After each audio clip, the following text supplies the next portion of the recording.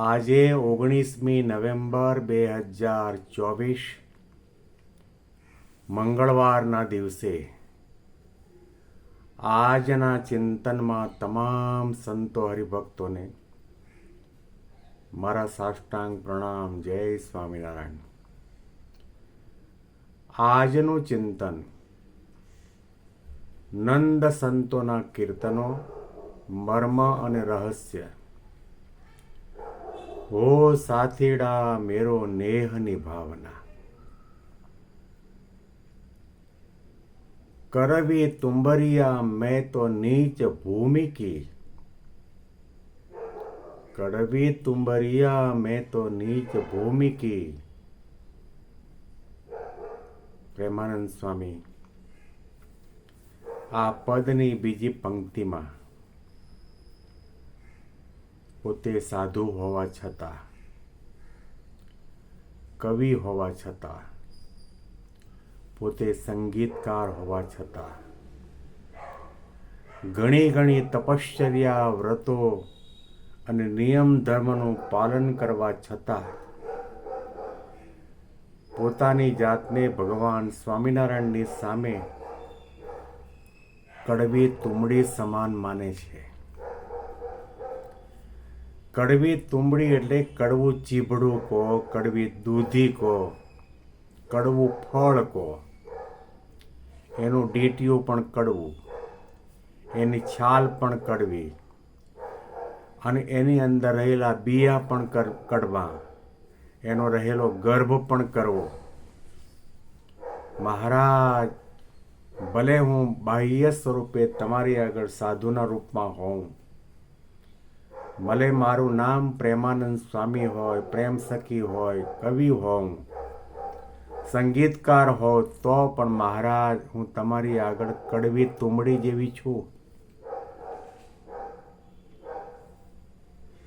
કડવી તુંબરિયા મેં તો નીચ ભૂમિ કી. ગુણ સાગર પિયા તુમ હી સંવારો. હો રસિયા મેં તો શરણ તિહારી. નીચ ભૂમિની, મારો કોઈ ઉત્તમ કુળમાં જન્મ નથી. મારું કોઈ એવું ઉત્તમ કુળ નથી, ખાનદાની નથી. જેવી રીતે ખારી ભૂમિની અંદર આ કડવી તુંબડીનો વેલો થયો હોય અને એમાં કડવી તુંબડી થાય.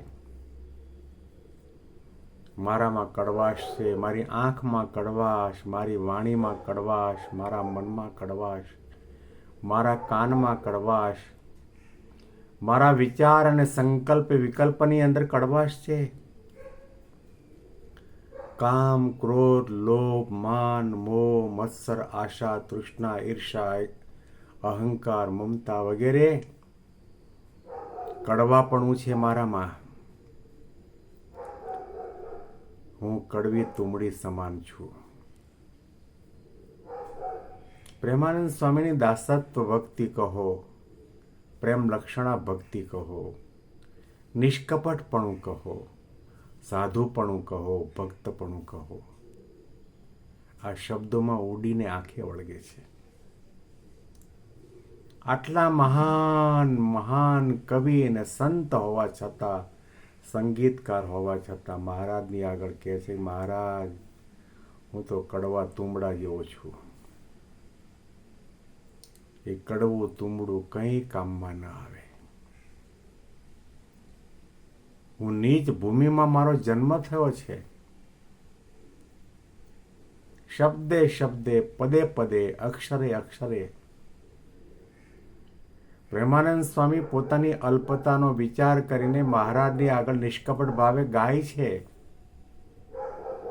કડવી તુંબરિયા મેં તો નીચ ભૂમિ કી.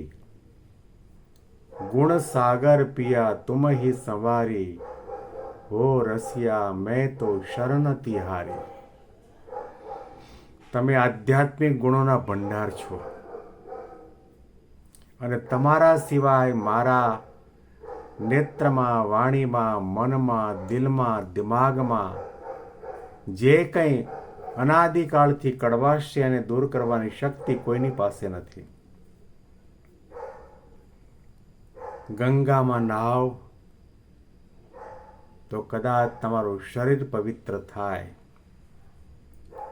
પણ આંખોને પવિત્ર કરવા માટે, મનને પવિત્ર કરવા માટે, વાણીને પવિત્ર કરવા માટે, જીવનને પવિત્ર કરવા માટે, આપણી ભક્તિ, આપણું જ્ઞાન, આપણી સાધના, આપણા વ્રત તપાદિકને પવિત્ર કરવા માટે સાચા સંત અને ભગવંતની આધ્યાત્મિક માર્ગમાં ખૂબ જરૂર છે. આ તુંબડીની વાત આવી ત્યારે યોગીજી મહારાજ ઘણી વખત સભાની વચ્ચે તુંબડીની વાત કરતા. બે ભાઈઓ, એમાં મોટો ભાઈ પોતે યાત્રા કરવા માટે જવા તૈયાર થયો અને વિદાય લેતી વેળાએ પોતાના ભાઈની પાસે આવીને કહ્યું કે ભાઈ, તું અમારા ઘરનું ધ્યાન રાખજે. હું 6 મહિના માટે પૂરા ભારતની તીર્થયાત્રા કરવા માટે જાઉં છું. નાના ભાઈએ કહ્યું, મોટા ભાઈ, મારાથી તો આવી શકાય તેમ નથી. મારી પાસે એવી શક્તિ, સામર્થ્ય અને સગવડતા પણ નથી.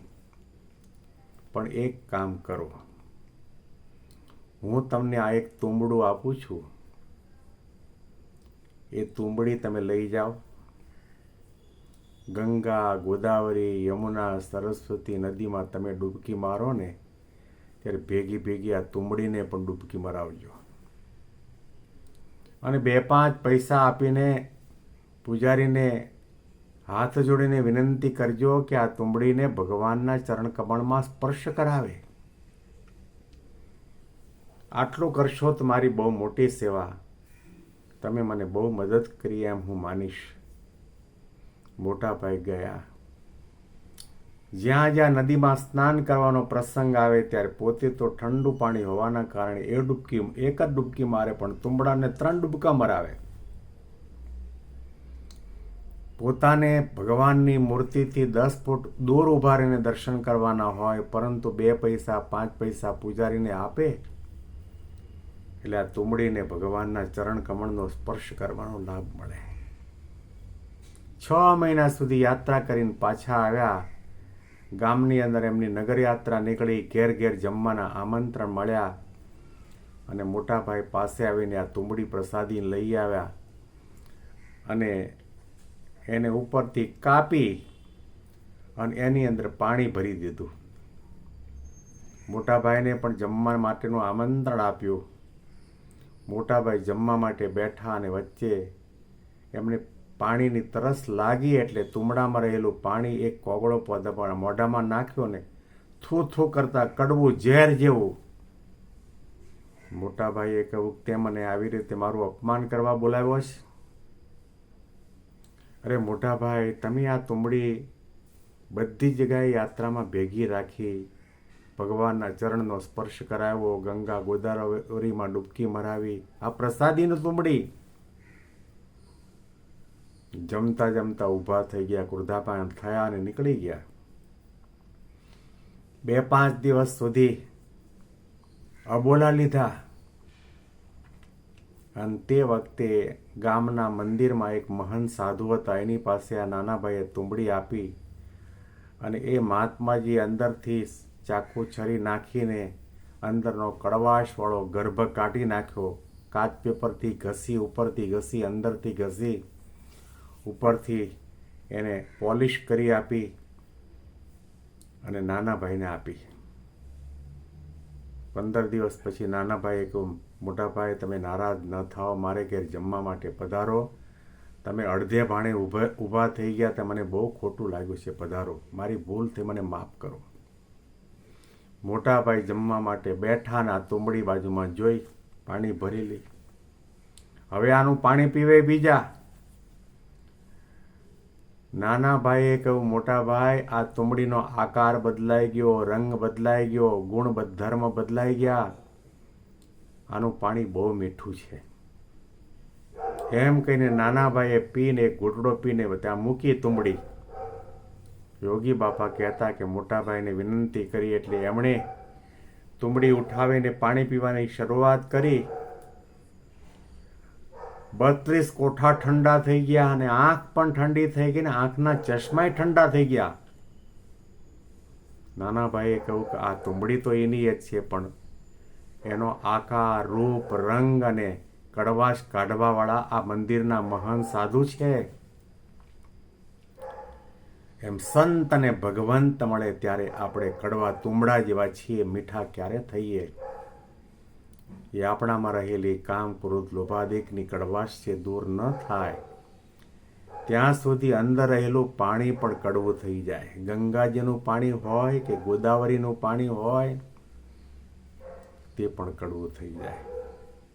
પણ કડવાશ નીકળ્યા પછી, કડવાશ જેના દિલમાં દિમાગમાં હોય ને એની વાણીમાં મીઠાશ આવે. યોગી બાપા તળપદી કાઠિયાવાડી ભાષાની અંદર ભજનો લલકારતા, કથા વાર્તા કરતા સામે બેઠેલા શ્રોતાજનોના હૈયા વિંધાઈ જતા, સાધુ થઈ જતા. પ્રેમાનંદ સ્વામી વિનંતી કરે, મહારાજ કડવી તુંબરિયા મેં તો નીચ ભૂમિ કી, કડવી તુંબરિયા मैं तो नीच भूमि की, गुण सागर पिया तुम ही संवारी. गुण सागर पिया तुम ही संवारी. ओ रसिया मैं तो शरण तिहारी. ओ रसिया मैं तो શરણ તિહારી. આ પંક્તિ ઉપર વિશેષ ચિંતન આપણે આવતીકાલે સાંભળીશું. બેંગ્લોરથી પીડી શાસ્ત્રીના જય સ્વામિનારાયણ.